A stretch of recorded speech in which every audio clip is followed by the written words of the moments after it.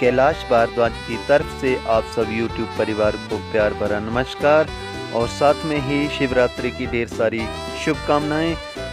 तो गाइस, मैं आज आपको बताने जा रहा हूं मिंदल माता के मंदिर का इतिहास, जो कि कहानी सच्ची घटनाओं पर आधारित है। तो गाइस, ये रही मिंदल माता के मंदिर की कहानी।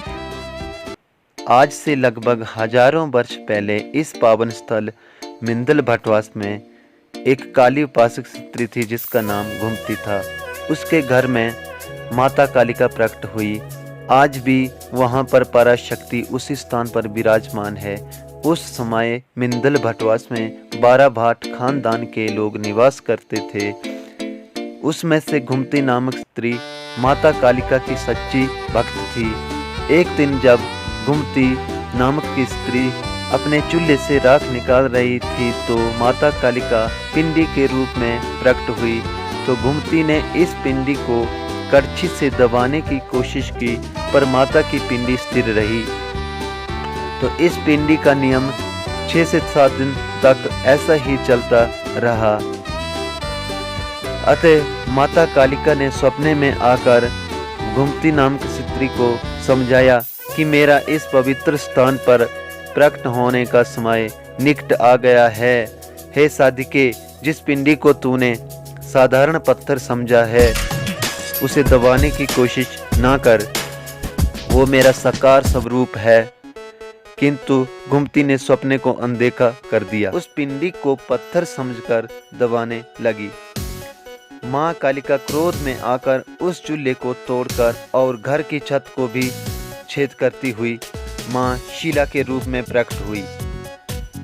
इस दृश्य को देखकर घुमती माता आश्चर्यचकित हुई और उस दिन घुमती माता घर में अकेली थी और उसके 7 पुत्र और पुत्रवधुएं खेत में हल चलाने गए थे।